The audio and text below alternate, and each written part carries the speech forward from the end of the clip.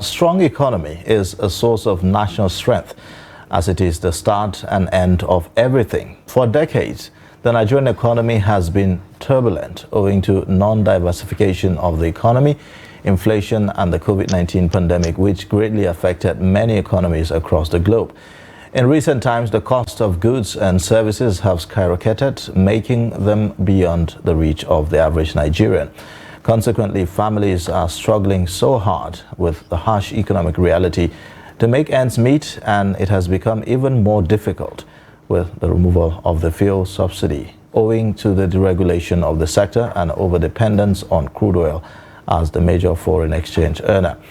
With these unpleasant developments, President Bola Ahmed Tinubu yesterday addressed the nation on the current economic challenges, buttressing the fact that after the darkness comes the glorious dawn.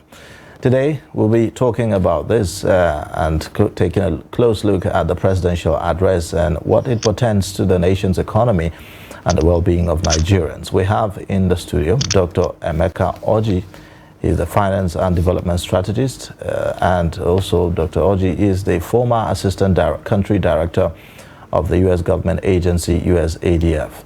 And we also have Yusuf Sani Abagi, that's Dr. Yusuf Sani Abagi, Chairman, Inter-Party Advisory Council, IPAC. He is going to be giving us also his perspectives on this subject. Thank you so much for joining us on Daybreak this morning. Thank you. Let's begin with your assessment of the president's speech, Dr. Abagi. Yesterday, a lot of Nigerians waited anxiously, for the president to give his speech, rightfully so, because of the difficulties that Nigerians have been plunged into. So what do you make of this? Did it come to you as a surprise, or did it meet your expectation? Or? Well, thank you, Ayuba. Nigerians have been yearning for a government that will engage them, on a regular basis. And I think that's what Bola Ahmed Tinubu is trying to do now. That at every point in time, you engage the citizens so that they know what is happening, they know where we are going, no matter how bad. What is important is that if you know, you will now be better prepared and you will appreciate whatever is happening. But if you don't know, that is where people start, guessing, making all sorts of insinuations and what have you. So I commend him for that, and I hope it will be a regular exercise that maybe every fortnight, and the times we're in now, I think it's not bad if you can keep it up, maybe every month or every fortnight, so that Nigerians will be engaged with their president. It's very important, because then people will be defending you, defending your actions, defending whatever you are doing. Yeah. So, but if you just keep mute, people say, well, we don't know what is happening, and then a lot. So from that perspective, I think I commend what he has done. I have a problem with the timing of that speech. Mr. President is a Muslim. 7 o'clock p.m., Mr. President is supposed to be in the mosque. Most Muslims by that time are in the mosque because Maghrib prayer and Isha prayer is very important to the Muslims. They don't miss it. So the timing, I think they have to change the timing to what we are used to is perhaps maybe 9 o'clock or 7 a.m. in the morning. That's when my experience is that presidential speeches are made, so that you will capture, the greatest, the mass, the critical mass of the people would listen to you, and then it's better. It's not after you have spoken that somebody will now go to his handset or whatever, to now listen to you. No, let's get the passion. Let them key in with you at that point in time. So what is wrong is just the timing that I think they should look into and then see. Okay, but would it, the address itself, would it have assuaged the frustrations of Nigerians? Some of the things that the president is saying. No. You see, sometimes it's not so much what you say, but how you say it and when you say it, and the kind of seriousness, and passion that you bring to it. It matters. That's how, even in the midst of war, real war, presidents come out and then look at what's happening in Ukraine. The young man there, look at what he's doing. He will come out and they tell people, mobilizes people that don't give up. We can fight this war. So that's what is required. It's not so much what you say, but how you say it and the timing. Right. Engaged. So, but again, if you want to go into substance of what Mr. President said, there's nothing new that he said that it's not happening. It's all happening. People are complaining, like he says. Nigerians are complaining. It's hard times. It's painful. He understands their pains. They are taking actions to ensure that we headlong. We tackle these problems together. If you listen, you say we against them. So, and Nigerians, the common man wants you to identify with him, so he can identify with you. So when Mr. President say we are going to fight these few people who are taking advantage of our sovereignty, of our commonwealth and things like that, then I think he's communicating at that point in time. So the speech. Yeah. All right, Dr. Oji. Now he's talked about the fact that the president engaged with the people, which a lot of Nigerians have commended him for. Now he's also talked about the language. Nigerians have listened. But beyond that, he's talked about, for instance, 200 billion. He's talked about, for instance, distribution of grains. He's talked about that. But a lot of people are saying that there was nothing he said apart from the timelines he gave for some of the items. Most of the things he said yesterday, like a couple of people have been feeding fat on Nigeria through the subsidy. These are things that Nigerians already know, and I think it was because Nigerians knew that. That was why a lot of them were in support of the removal. But the next thing now is what next? And a lot of Nigerians, do you think that speech yesterday gave them the hope that they were looking for? Thank you very much, Stella. And thank you, Ayuba, for having me here. I will first, before I address your question directly, I would first like to throw out something very general. Number one, we're coming from a presidency that hardly engaged, and we're coming into a presidency that seems like he will engage some more. So whatever the content of that engagement, the first thing is that is very good. Engagement is very good. That is the first thing. Okay. The second thing is this. In that engagement, especially at times like this, we should be seen to be sincere. President Tinubu yesterday, unfortunately, did not come across as very sincere, in my personal opinion. For instance, he said that there was no time for the palliatives to be rolled out. So you're rolling out palliatives 2 months later.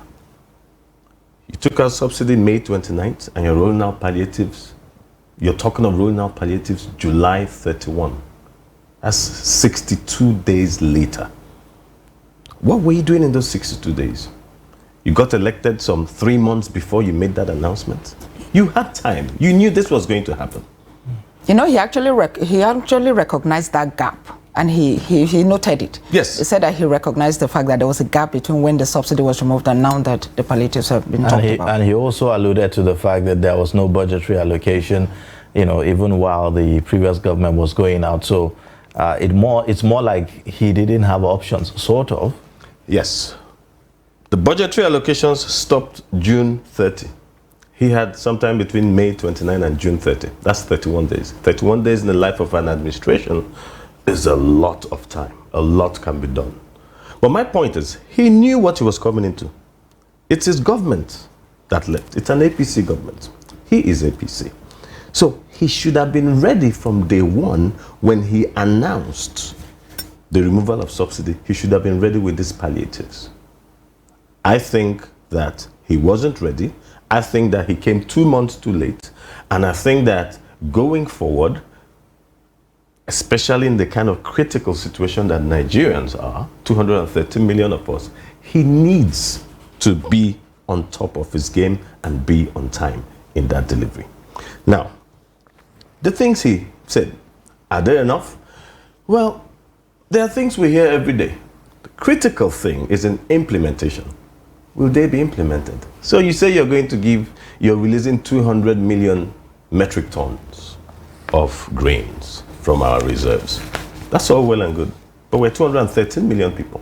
If you do that arithmetic and you decide to divide it, it comes to less than 1 kilogram of grain per Nigerian. Is that enough? Yeah, but is it going to all the 200 million Nigerians that we're talking about? I mean, there's been the talk about 50 million households. Yeah, actually. and then for people who, more affected, I would say the poorest of the poor, as the federal government will always say. Let us assume 50 million households. Let us assume 50 million households. It comes to 4 kg of grains. I'm going by your figures. Yeah, 50 million households. It comes to 4 kg of grains. 4 kg of grains to a household is a drop in the ocean. It's probably going to finish in 2 days or 3 days. Okay, so the president it's a good start. The president believed that these grains will help to at least, bring down the prices of grains. So perhaps I should let Dr. Yabagi also chip in here. The president is targeting how to at least regularize the price of grains, which is skyrocketing in the market. So hopefully he's thinking that this intervention, this 200,000 metric tons of grains, and he talks about also 225,000 metric tons of fertilizer to farmers. Do you see this helping with the prices of food? You see, it's actually not so much the programs that you have and the good intentions behind them. When you look at even the ones that have put us where we are today, like the subsidy removal, like the unification of the exchange rates, they were done with the best of intentions, best of intentions that I can think of. That's why you realize that this is a capitalist system and there's a government. You understand that not all your citizens can compete, in the market economy. So you now introduce dampers, areas that you can reduce the effect of capitalism on the individuals. That's why you have subsidy. That's why you have unification of the foreign exchange, the exchange rate, and such programs like that. So what Mr. President is saying, good, but like my brother here says, implementation matters. And why can't we borrow from what is happening with the so-called developed economies? If you take, for instance, even in America today, there's what is called food stamps. The reason why they introduce such, mechanism to ensure that the targeted group gets what you want to give to them is because they realize that if you are to pass raw cash or anything that somebody can intervene, and they take advantage of, people will take advantage, and it may not get to the targeted, people. So this is why they use vouchers, they use food stamps, and all these things. In the situation we're in today, if you have identified 50 million, citizens that you think require intervention in terms of food, introduce a mechanism that will secure that intervention, no matter how small or big it is, gets to the person. And in the technology and the environment we have today, this is doable. You see, look at what is happening in Adamawa. Look at what is happening in Taraba. That I hear people are breaking into the warehouses and whatever, because they don't believe that the government is going to do what that they would get to them. They remember what happened in the palliatives, the COVID-19 intervention. You know what happened. All right, These were given to Yabagi. government people to distribute. So the point I'm trying to make is that the president needs to do one thing more, which he hasn't done. And that's a deficit of trust between the citizens and the Mr. President, because he hasn't done that. What? All right, Dr. Yabagi, just hold your thoughts. Hold your thoughts, please. I will go for a very short break, and when we return, the show continues. Please stay.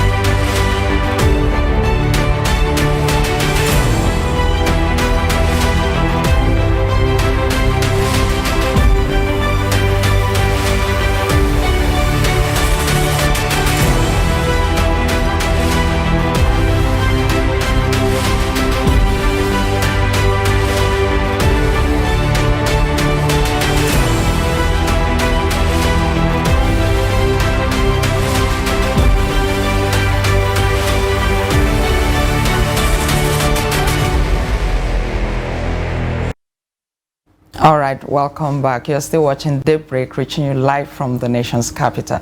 All right, Dr. Yabagi, before we went on the short break, you were talking about the trust deficit between the citizens and the government. Yes.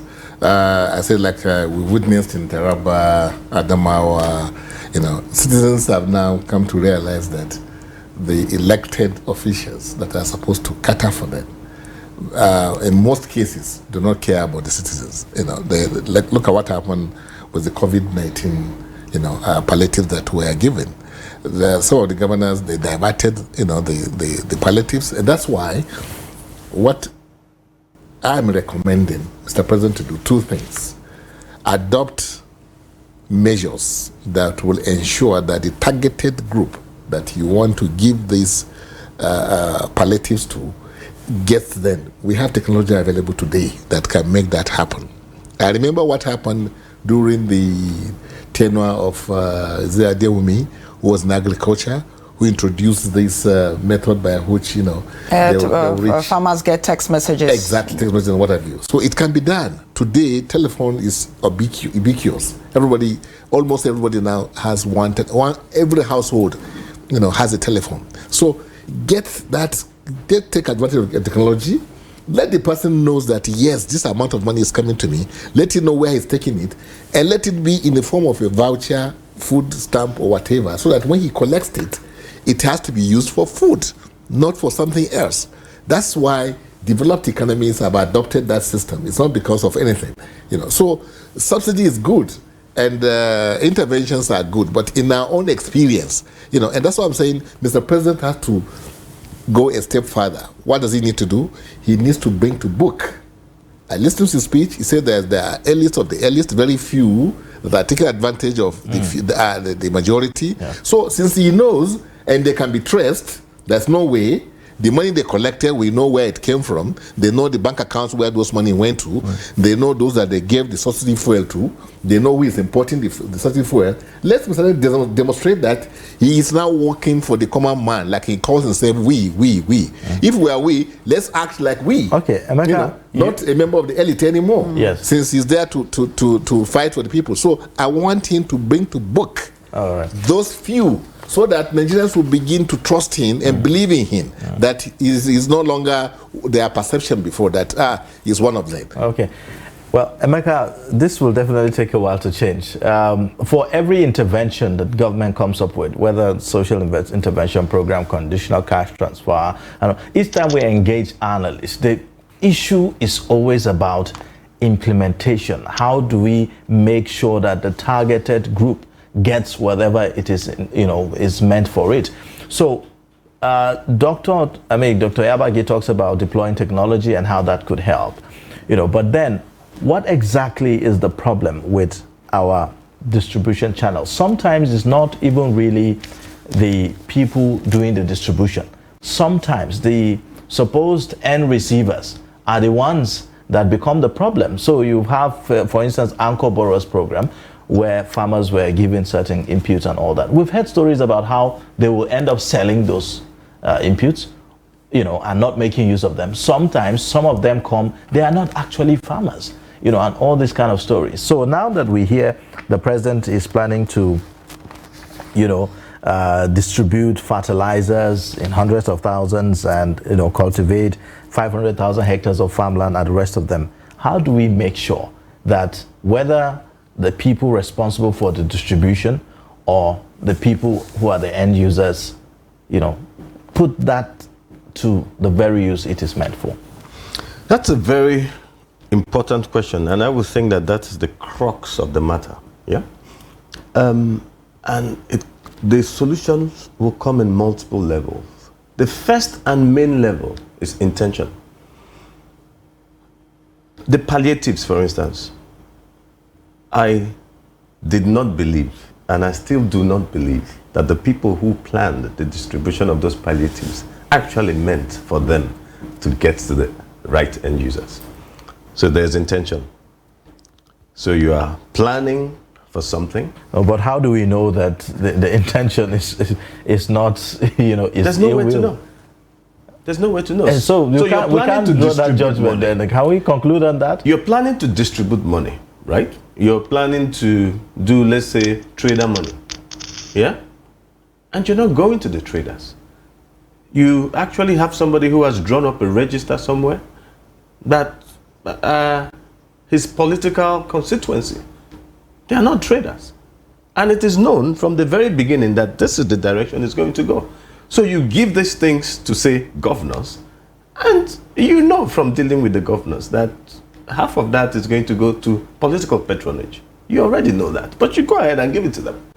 So intention is one. If the Tinubu administration is well-intentioned, then we go into the design stage.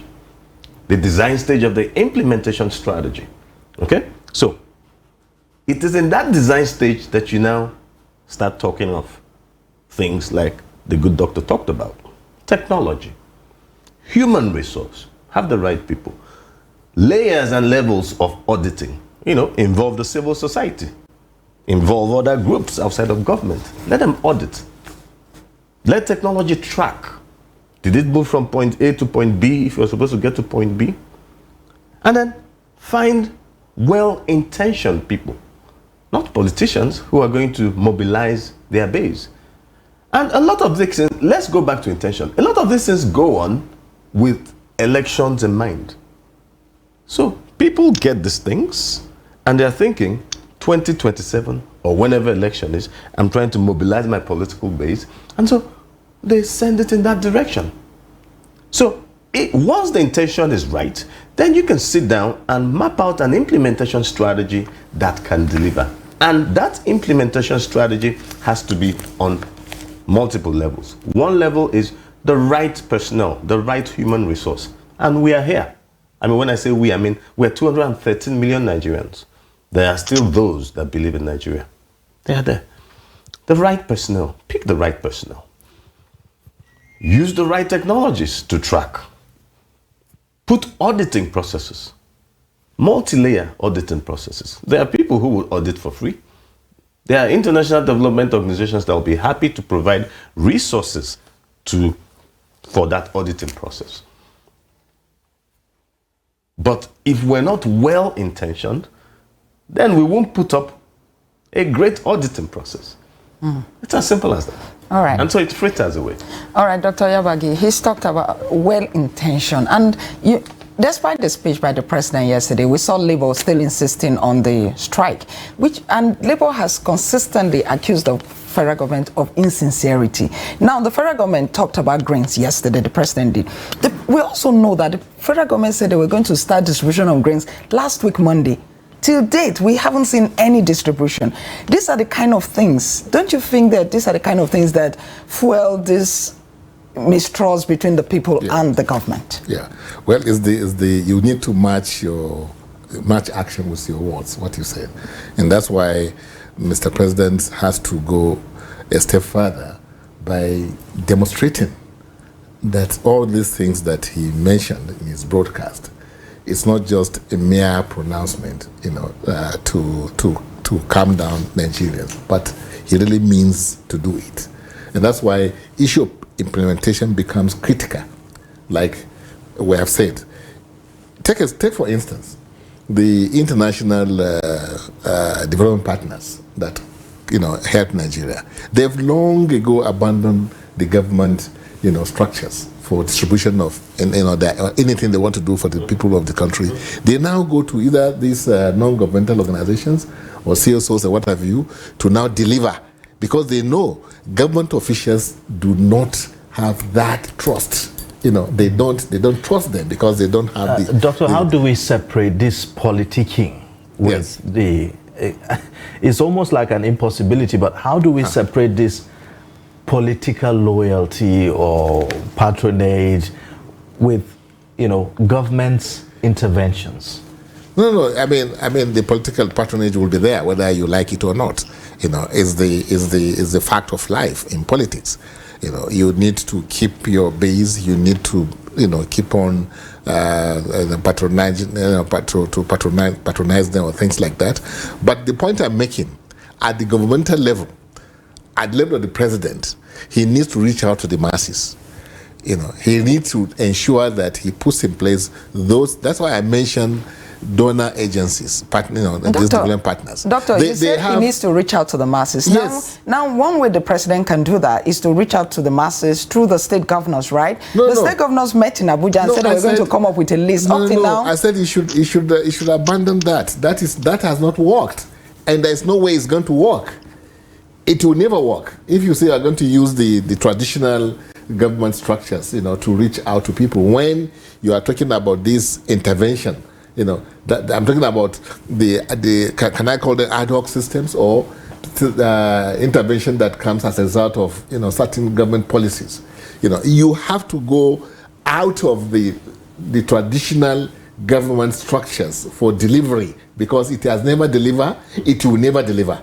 And that's why I'm citing the example of donor agencies. I cite example of even the so-called developed economies, that they introduce these, mechanism of using vouchers or food stamps. Even some education aid, intervention is done through vouchers in some climes, because they understand that the only way the man that you want to give something to will get it is if you have a means of reaching him directly.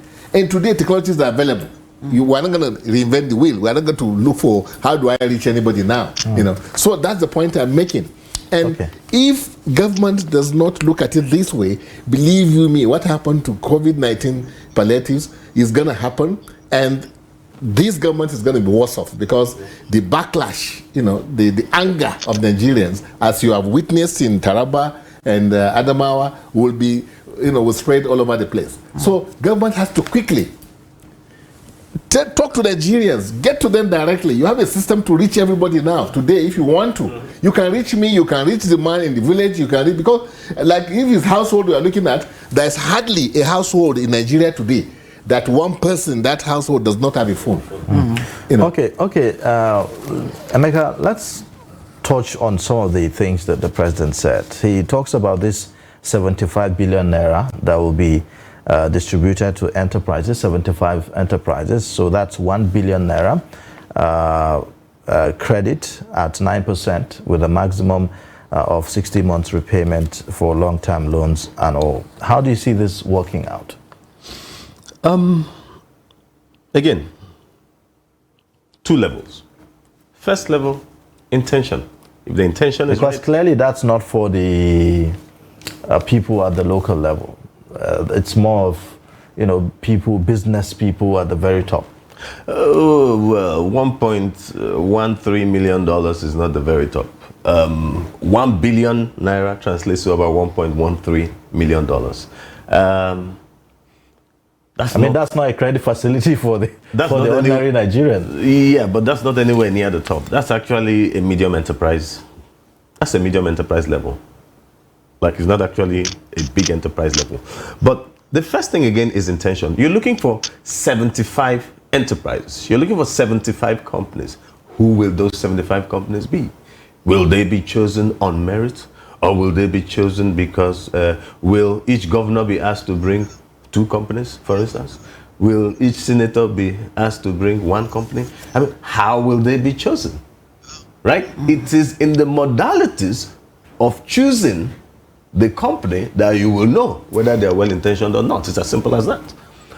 If they say now, let's form a committee, or let's look at these thoughts and say, okay, these are the sectors that we want to intervene in. These are the value chains in those sectors that we want to intervene in. These companies can trigger these value chains. We will invest in. If they go through routines like that, if they go through checks like that and choose the right companies, then they're well-intentioned. But if they put it to some agency and it becomes political patronage as usual, then that's gone to the dogs already. You say you're going to give 125 billion. And I like how Mr. President calls billion. He said billion. Yeah. You say you're going to give 125 billion to MSMEs. MSMEs are the engine room of any economy that wants to grow. Any MSMEs. Look at our numbers. MSMEs produce 50% of our GDP. 50%, half of our GDP. 90% of our employment, 90% of all businesses. The fact is, if you want to get the economy right, you get MSMEs right. That's the fact. That's half of your GDP. That's 90% of your employment. That's 90% of your companies. If you want to get the economy right, you get MSMEs right. Then you say you're giving them 125 billion in 8 months. Excuse me. Let's put that in perspective. You said you just saved over 1 trillion in 2 months. That means in 8 months, you will save over 4 trillion. And then you're going to give MSMEs 125 billion? That's 3%.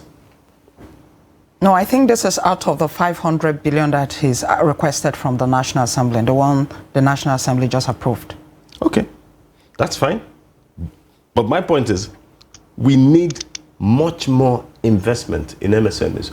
125 billion, let's look at it another way. We have about 40 million MSMEs in Nigeria. Yeah?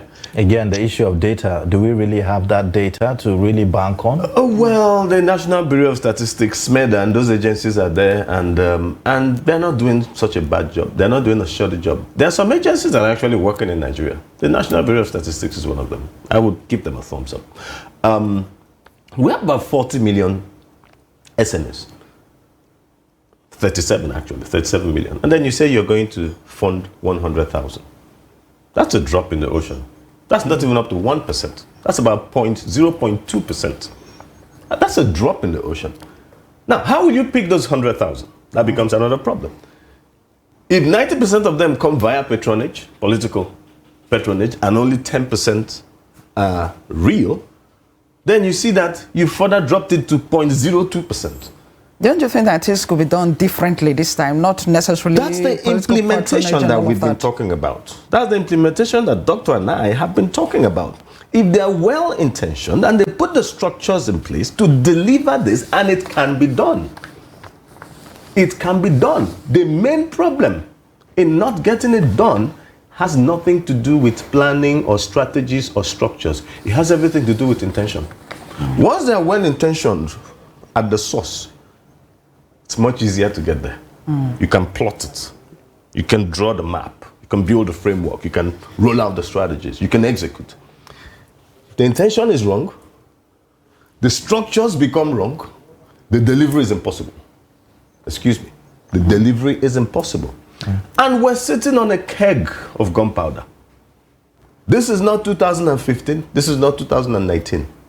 This is 2023. All above us, across Africa, there are coups from the west to the east. Okay. Separating North Africa from sub-Saharan Africa. All right. People are restless. Yes.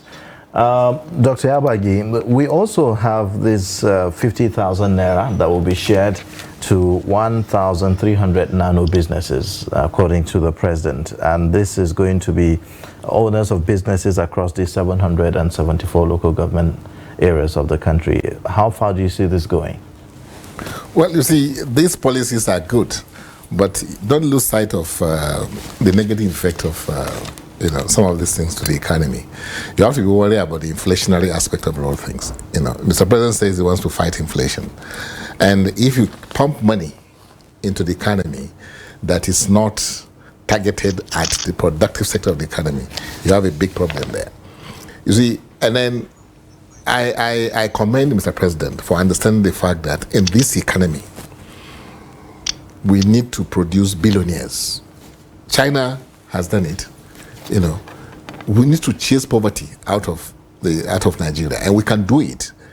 You see, but I have not heard Mr. President talking about the macroeconomic problems that we have in this country. The structure, the economy has very strong fundamentals, but the irresponsible manner by which we have run our economy is what is responsible for all these things we are talking about. Talk about revenue. When he talks about all these things, okay, you say you save 1 trillion naira, isn't it too much? Do you know how much the economy has lost as a result of the introduction of this fuel subsidy? Maybe 20 trillion. If you will calculate what Nigerians, the businesses that are, perhaps some of them have closed down, some of them have gone into 50% production, they are not producing again, it's in trillions. So 1 trillion or 2 trillion, whatever you have saved, is not it. We must address the fundamentals, before we can really get where we need to be. The fundamentals, how do we grow the revenue? We talk about the oil and gas sector. Everybody knows the kind of corruption that is so endemic in that sector, which he addressed in passing, that few people, it's only the people who are operating in that industry that are milking this country dry. So what have you done about plugging those financial leakages? How much are we talking about? Believe me, what we lose in that sector, in 1 month is more than the budget of this country. More than 3 times the budget of this country. So if you can even attempt, try to see how you can reduce, the leakages in the oil and gas sector. You are talking about billions. There is 90 report that comes out to say that we have lost almost $4 billion or $5 billion every year.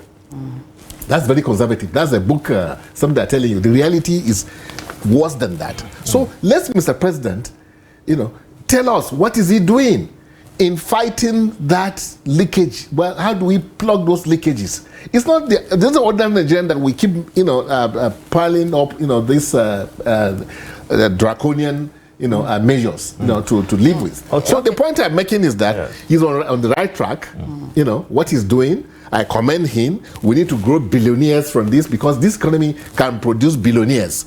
If China could do it, China did not have the kind of fundamentals we have in this. They don't have it. What we have in terms of resources, in terms of human capital, and in terms of the opportunities available to, us as the giant of Africa, so to speak. So the point I'm making, 50,000 naira to the 1,000 and the Nigerians or something like that, they want to give. It's a good idea, but let's go beyond that. How do we? Doctor, yes. When you talked about productivity, the fact that people are not moving about as they should in itself has reduced productivity. Yes. Now, yesterday when the president was talking, he talked about the fact that the government was monitoring the gasoline prices, and that when there's a time to intervene, they will do that. Now, we had 2 economists here last week, and they said something. They said that maybe the government should have a different window where petroleum marketers can access the dollar, so that it doesn't respond to market forces, and that way they can hold the price of the product to an extent, so that at least Nigerians can move about. What do you say to that? No, we will slide again back into where we are coming from. But that's not subsidy, though. No, subsidy. But when you talk about subsidy, you see, you have to link it to the foreign exchange. I mean, how we get source the dollars, because so the issue is that instead of trying to again. Of course, there's no economy that is 100%, run on purely market, forces. No, there's no economy. Not even America, not China. There are some form of interventions that you come up with, in order to cushion the unwanted effects of the necessary system. I mean, measures that you have taken. I mean, the market economy that you are running. But you see, perhaps there are other layers, of the economic system that we have, which the government can intervene and be able to get results that will immediately impact on the nationals, and then, and these are when you have a system in place that does not tolerate infractions. People are punished when something happens, because you have to have people that will run it. System cannot run itself, isn't it? But what is wrong with our own system is that we talk about fighting corruption and nothing is done. In the reality to fight corruption. All right. So other systems that are operating, economies you see operating, it's because the law deals with you. If you run foul of the law. That is what is happening. It's not that you don't have crooks in America or anywhere in the world that you talk about. Okay, but they know they can't get away. Yes. Here you can get away. Let me go to Emeka now. Yes, we've talked a lot about implementation and how corruption, political loyalty and patronage impact on implementation of government interventions and all that. But aside the implementations, what are other critical sectors that government should focus on to ensure that these interventions, achieve the desired results in terms of, for instance, maybe ease of doing business and the rest of them, that environment that is needed? Okay, so let me take one step back. It's also an answer to your question, but I'm stepping back into what was just discussed now around energy. We need to step up our energy transition plan. We have an energy transition plan, which was put up, I think, by the last government, by the Buhari administration. We have an energy transition plan. We need to step it up. Because once we step it up, we reduce dependency on petrol, fossil fuel, like petrol, diesel. We have a Just Energy Transition Partnership, JETPs they're called, where countries access all kinds of funds. I think in Africa, South Africa, I suspect is the only country that has accessed it, about $13 billion. It's a mix of grants and loans. And I would advise Nigeria that once we're planning to access ours, we should ensure that we do more equity and more grants instead of loans. But we can access those funds, and then we accelerate our transition from these fossil fuels into more renewable energy sources. That makes our energy cheaper. It's good for the environment, and it helps to keep the world that we live in safer and more livable. So that's one. We need to call a state of emergency on energy transition. Two, we need to call a state of emergency on MSMEs. Like I said, it can't be overemphasized. 50% of our GDP, 90% of our employment, 90% of all businesses. If you get MSMEs right, you get an economy right. It's as simple as that. Yeah. So what do? You mentioned one of them, ease of doing business. The regulators, the agencies that manage the MSME space, they're like school principals. They're not like business partners. They're like school principals. Look at how NAFDAC operates. Look at how CSU operates. They're like people who want to put stumbling blocks on the roads of business. So ease of doing business needs to be accelerated. And there's funds. There's funds to accelerate these initiatives across the country. There's funds. That's number one. Number two, we should be talking leverage. I heard all these numbers that Mr. President rolled out yesterday, but I didn't hear leverage. Leverage. I mean, you're going to give 125 billion naira to MSMEs? That is a drop in the ocean. One drop in the ocean. What you should be talking about with that 125 billion is leverage. How can I convert this 125 billion to 1 trillion using other people's money? And it exists. It can be done. That's what they should be thinking. They should be thinking leverage. To achieve leverage, certain things need to be in place. You have to show process. You have to show execution. You have to show that this is not business as usual, political patronage. We're going back there again. Because one of the reasons why you can't leverage is because you want to leverage, and the people you want to leverage are looking at you like, oh, you think I'm a fool? I know what you're going to do with that money. So you need to show process. You need to show execution intention. You actually need to execute and show that these are pro-poor policies. Okay, that way you can leverage. Let me just answer. So there's leverage. And then you need the right human resourcing. You can't keep doing the same thing and expecting different results. You can't keep putting people that have been in spaces and have rubbed spaces blind. You can't keep putting them in positions, except you're not well-intentioned. So you need to do the right human resourcing. Then you need to monitor the agencies. Look at Bank of Industry. Bank of Industry is supposed to be a critical agency in Nigeria to drive out poverty. What does Bank of Industry do? Bank of Industry collects all these funds and they put them in fixed deposits. Okay, Doctor. And my name is Emeka. No, not you. Dr. Yabagi now. To what extent do you think that security is an issue? In the past few years, I've had the chance to talk with some of the farmers that benefited from the AMCO Borrows program. And some of them, they tell you that at some point they had to abandon, their farmlands where they, had to plant, and where some of the interventions and inputs went into, but they had to abandon the farmlands because of security concerns and all that. As of now, is that still a concern? Yes, it is. It's of concern because as far as that area, is concerned, not much has changed, in terms of results, because it's one thing to sack the service chiefs, it's another thing to see results. So, we're working on this, we're on top of this, we're in that, yes, but the results even as we speak today, Boko Haram is still, killing people, kidnapping people. As a matter of fact, yesterday they slaughtered 10 farmers in Borno 10 farmers, State. in Kaduna, about 20 people were killed or something like that. The same farmers we are talking about, are still being slaughtered. So something drastic needs to be done. And yes, economy has to be fixed. That is fundamental, yes. But there are some,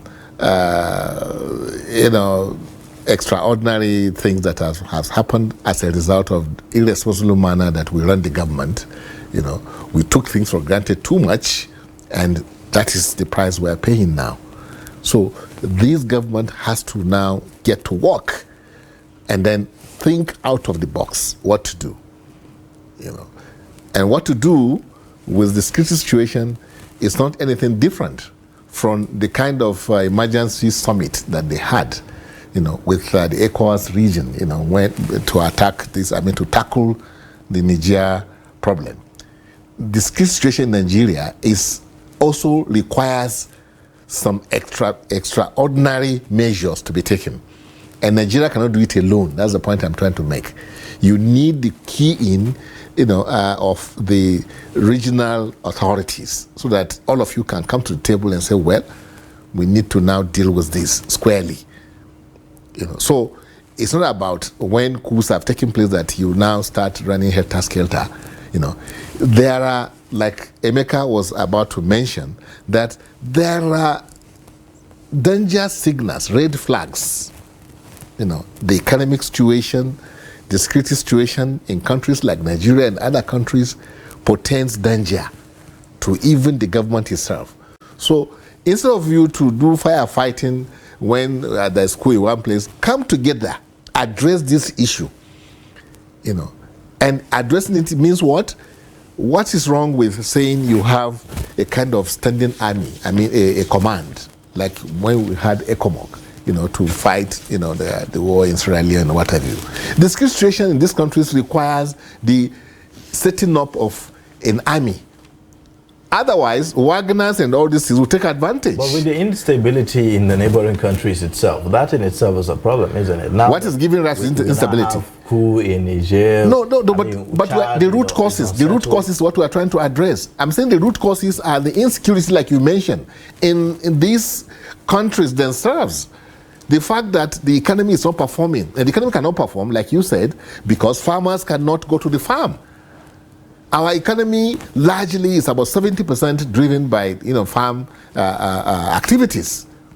So if that is the case, then measures should be taken to tackle that internal security issues in the sub-region.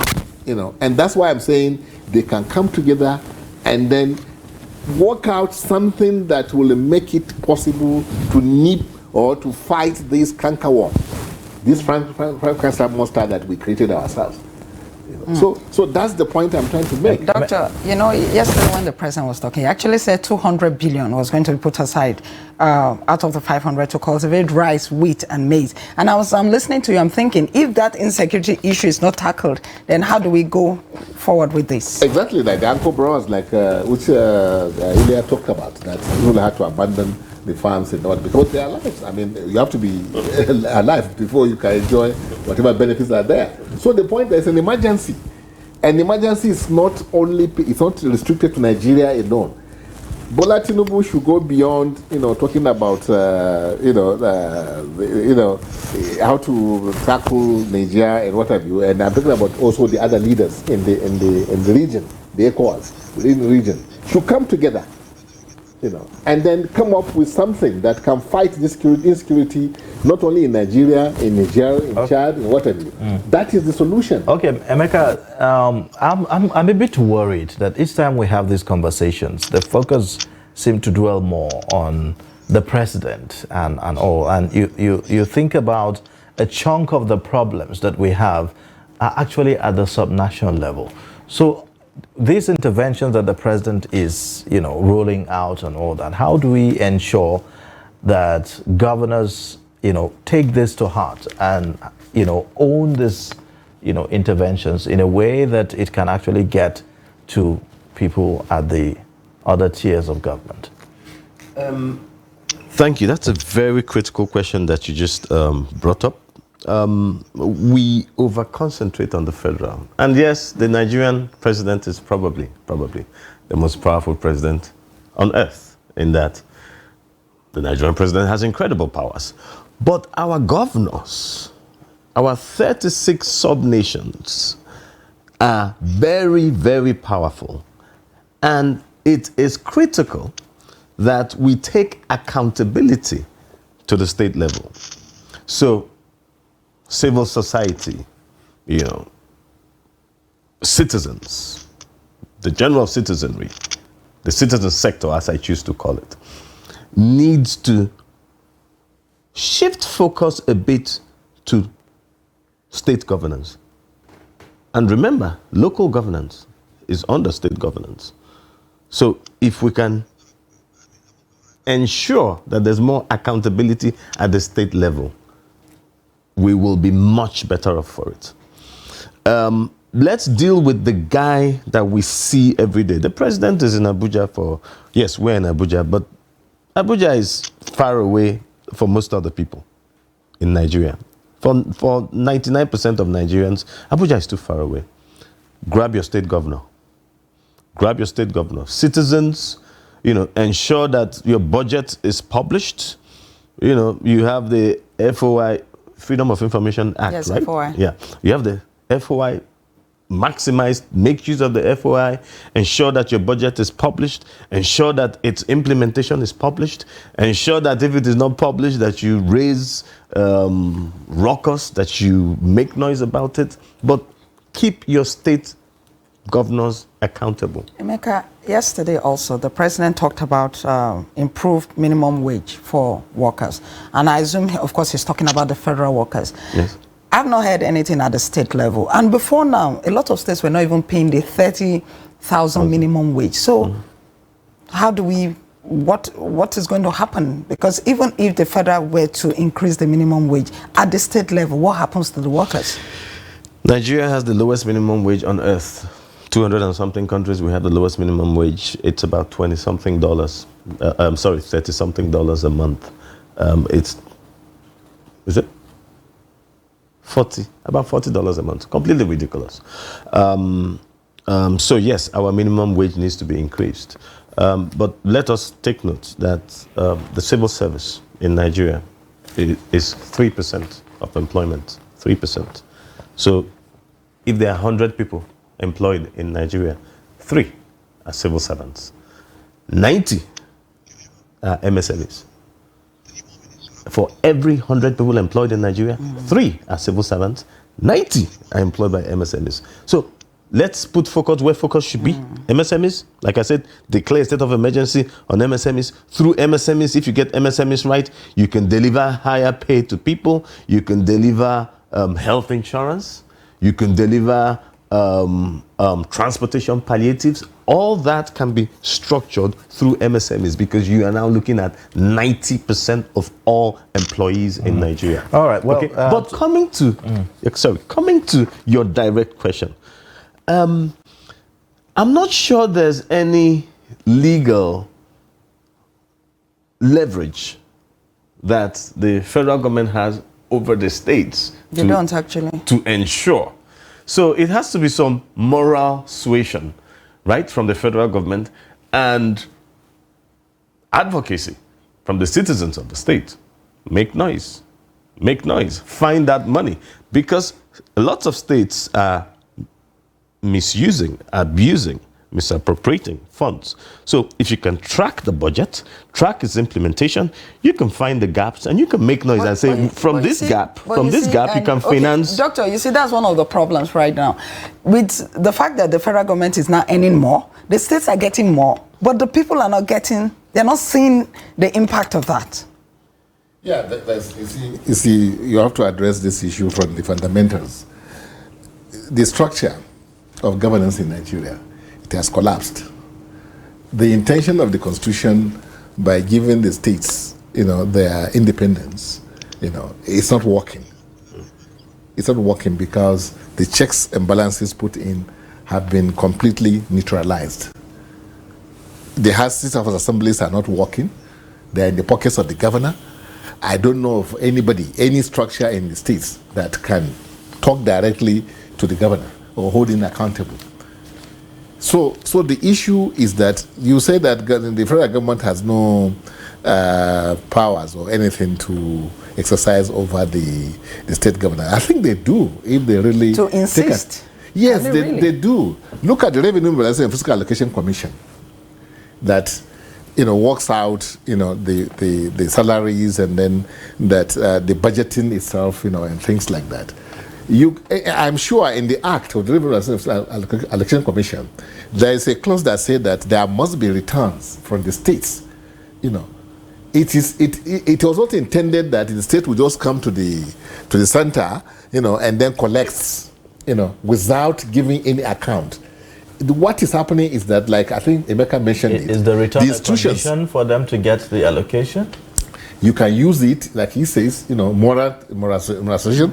You can use it to government can use it if they like, federal government, to now placate or make, the governor, to perform. Because if you publish these things like you are saying, these are the returns you made.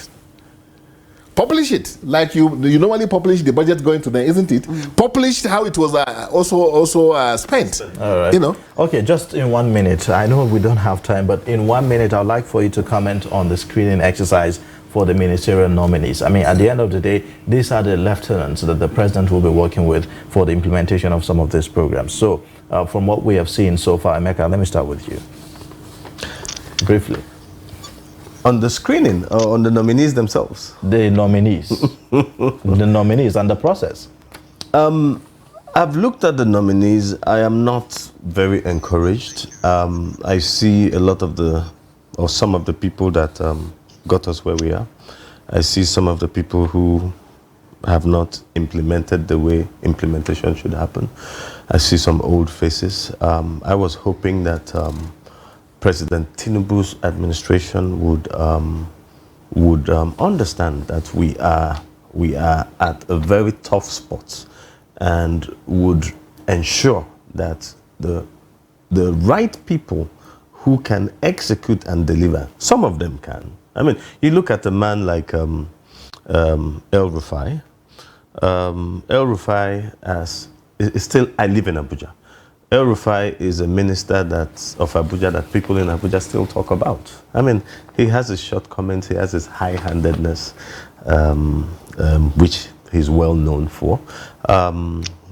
He has his relatively divisive politics, which he's well known for as well.